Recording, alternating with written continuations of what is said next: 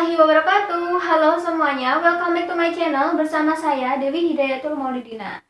Di video kali ini aku akan berusaha membahas tentang suatu hal yang menjadi pusat perhatian masyarakat Indonesia maupun masyarakat dunia. Pasti kalian sudah tahu apa yang aku maksudkan. Jadi benar banget, yang aku maksudkan adalah tentang virus corona, spesifiknya adalah COVID-19. Bukan hanya membahas tentang COVID-19, nanti kita juga akan mencoba membahas bagaimana sih cara bijak kita untuk menggunakan media sosial dan informasi-informasi yang kita dapatkan supaya tidak terjadi kepanikan masyarakat di kala pandemi ini. Nah, jadi yang pertama kita akan langsung membahas tentang corona dan COVID-19. Jadi apa sih corona dan COVID-19 itu? Jadi corona merupakan sebuah virus yang sebenarnya sudah ada sejak tahun 200 sebelum Masehi. Nah, kemudian di tahun 2019 kembali hadir jenis virus corona ini, yakni COVID-19. Sebenarnya corona itu ada banyak, ada ratusan. Nah, si COVID-19 ini merupakan salah satunya. Corona sendiri itu dibagi menjadi 4 jenis, yakni alfa, beta, gamma, dan delta. Kalau alfa itu merupakan virus corona yang menginfeksi mamalia, yakni ada kelelawar, kemudian manusia, anjing, kucing. Nah, kalau beta itu menginfeksi kelelawar dan manusia. Kalau gamma itu menginfeksi ikan paus dan ayam, dan yang terakhir adalah delta, yakni menginfeksi burung. Nah, COVID-19 ini sangat mirip dengan SARS dalam bentuk fisiknya. Nah, si SARS dan si MERS itu merupakan virus corona yang termasuk dalam versi betanya atau dalam jenis betanya. Kemudian, kenapa sih kok namanya COVID-19?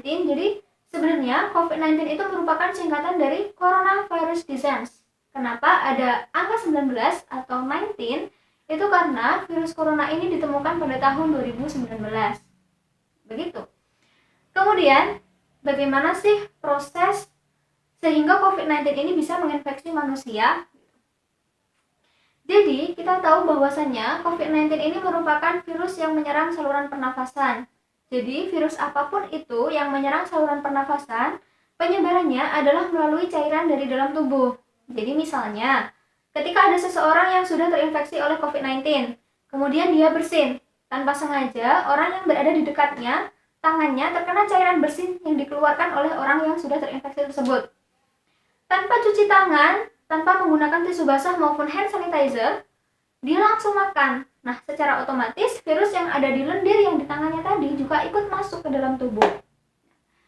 Respon tubuh yang pertama pada hari pertama setelah dia terinfeksi biasanya adalah batuk, yakni proses tubuh mengeluarkan si virus tadi, penolakan tubuh. Kemudian pada hari kedua itu adalah lendir, yakni pilek seperti itu. Lalu hari ketiga, 4, 5, dan 6 biasanya ketika virus tersebut sudah mulai menginfeksi, maka yang dirasakan adalah radang dan demam, yakni panas. Setelah itu pada hari ketujuh inilah baru diproduksi antibodi yang bisa melawan virus tersebut. Nah, ketika sudah sampai ke minggu ketiga, nanti virus tersebut sudah akan mati, bersih, dan akhirnya orang yang terinfeksi itu pun akan sembuh. Jadi tidak perlu ditakuti karena setiap orang itu memiliki antibodi. Tinggal kita meningkatkan antibodi tersebut. Caranya bagaimana? Ya kita rajin berolahraga, kemudian kita mengkonsumsi vitamin C dan vitamin E, itu sudah membuat antibodi kita bereproduksi 2-3 kali lipat daripada biasanya. Kemudian ketika ada orang yang bertanya, kalau memang seperti itu, kenapa ada banyak orang yang meninggal? Dari kasus orang yang meninggal, itu mereka sudah mempunyai diagnosa penyakit saluran pernafasan sebelumnya, seperti bronkitis, ataupun dia termasuk perokok yang sudah aktif dan memang sudah mempengaruhi saluran pernafasannya, maka akan lebih mudah terserang, dan akan ketika si COVID ini masuk ke dalam tubuhnya, itu akan memperburuk kondisi si penderita tersebut. Jadi, sangat mungkin sekali orang tersebut meninggal bukan hanya karena virus corona, akan tetapi karena memang kondisi sebelumnya itu sudah parah atau sudah buruk sebelum terkena infeksi corona tersebut atau COVID-19 tersebut, seperti itu. Kemudian, sakit atau demam dan lain sebagainya itu hanya terjadi pada infeksi pertama. Pada infeksi kedua itu sudah tidak ada demam lagi. Kenapa? Karena di dalam tubuh kita itu memiliki sel memori. Nah, sel memori inilah yang mengetahui bahwa si COVID-19 ini pernah memasuki tubuh orang yang sudah pernah terinfeksi. Sehingga pada hari pertama bisa langsung diproduksi si antibodi untuk melawan si COVID-19. Jadi tidak perlu khawatir. Virus memang tidak ada obatnya. Nah, obat dari virus tersebut adalah antibodi kita. Jadi jangan sampai imunitas dan antibodi kita menurun. Seperti stres, panik, itu juga bisa menurunkan antibodi. Seperti itu. Kemudian, sekarang yang jadi pertanyaan, jadi vaksin itu apa sih? Vaksin itu merupakan sebuah virus yang sudah dijinakkan atau virus yang sudah mati. Nah, ketika vaksin tersebut dimasukkan ke dalam tubuh, maka tubuh kita sudah mengetahui atau menerima identitas suatu virus, tergantung vaksinnya vaksin dari virus apa. Nah, jadi, kalau ketika pertama kali terinfeksi, seseorang akan menghasilkan antibodi ketika 7 hari. Nah, kalau divaksin, karena tubuh sudah mengetahui identitas virus tersebut, maka dalam waktu 1 hari pun, si antibodi itu sudah bisa aktif untuk melawan virus yang masuk ke dalam tubuh kita. Jadi, fungsi dari vaksin adalah seperti itu.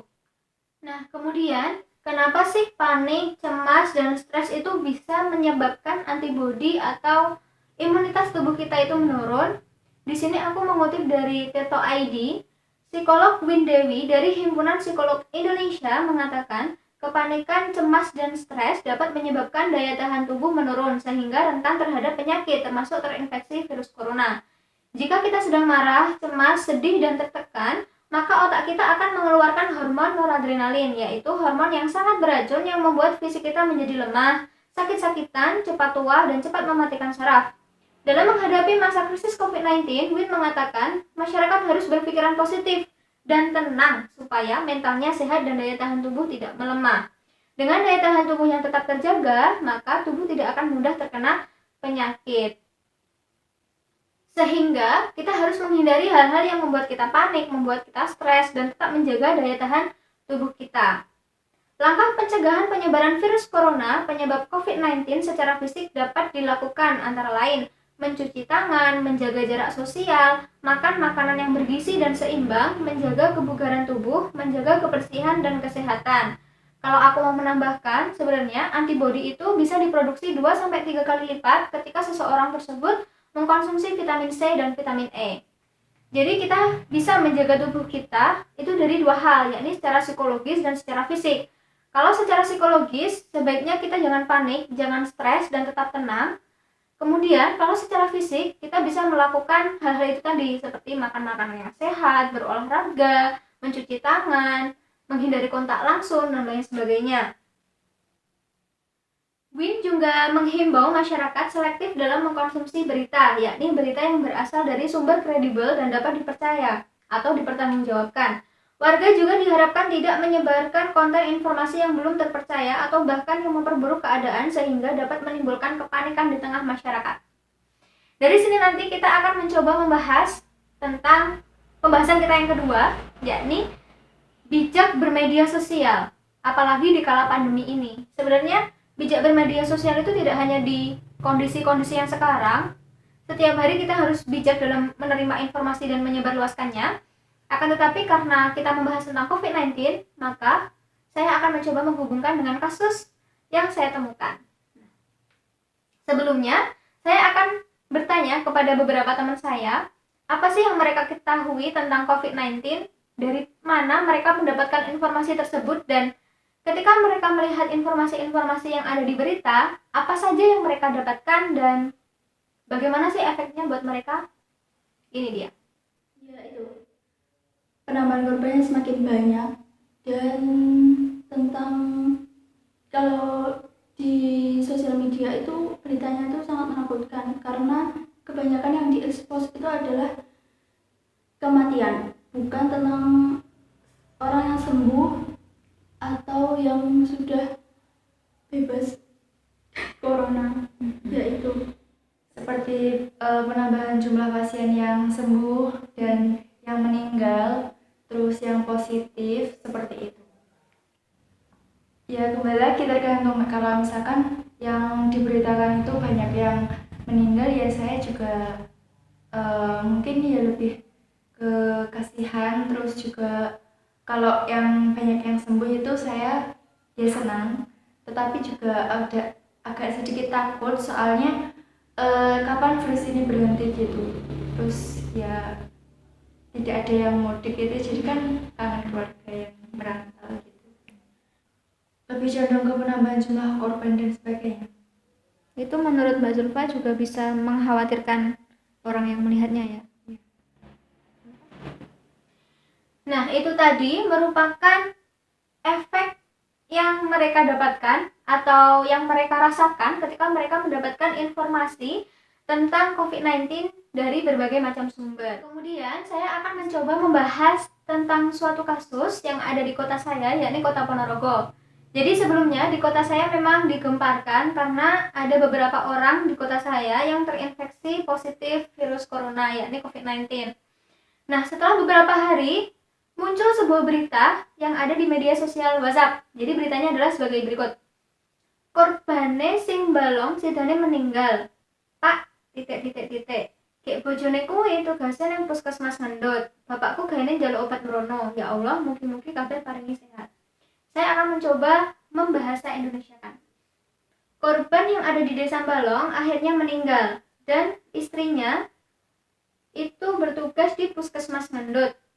Bapak saya biasanya meminta obat di sana. Ya Allah, semoga semuanya diparingi kesehatan. Kemudian masih ada lanjutannya. Lor, Pak, titik balong sing kena corona akhirnya hari ini meninggal.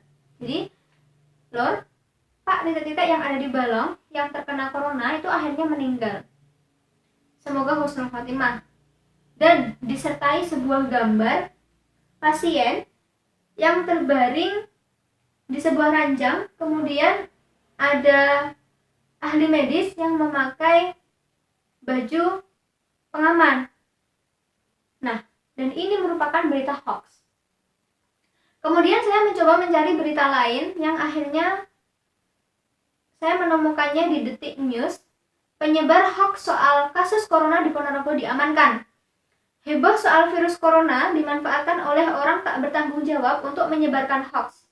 Seperti yang dilakukan AH, warga Desa Semanding, Kecamatan Kauman. AH mengaku mendapat informasi tersebut dari grup WhatsApp. Tanpa berpikir panjang untuk mengkonfirmasi kebenaran berita itu, dia mengunggah kembali di laman grup Facebook. Nah, disinilah letak mengapa pentingnya kita tidak terburu-buru untuk membagikan informasi yang kita dapatkan ke media sosial. Kita tahu bahwasanya media sosial itu bisa menjangkau tanpa ruang dan waktu. Maka dari itu, lebih baik kita berhati-hati dalam mencerna sebuah informasi maupun berita. Karena kita tidak tahu apakah berita yang kita dapatkan itu benar atau salah. Kalau memang sudah terbukti positif kebenarannya, maka tidak apa kita bagikan sebagai informasi. Akan tetapi kalau berita tersebut merupakan berita yang belum terverifikasi kebenarannya, dan ternyata ketika sudah kita bagikan itu salah, terus bagaimana? Itu hanya akan menimbulkan kepanikan orang-orang yang ada di sekitar Anda, orang-orang yang Anda bagikan beritanya. Nah, sementara ketika seseorang tadi sudah mengalami kepanikan, stres dan lain sebagainya, maka orang tersebut sudah sakit sebelum dia terjangkit gitu.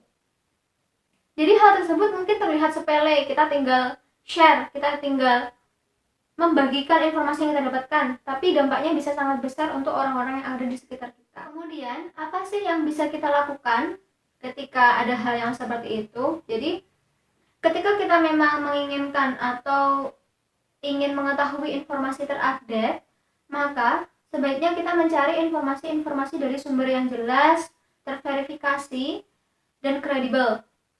Seperti ada website-website resmi dari suatu pemberitaan, seperti detik.com, kompas.com, dan lain sebagainya.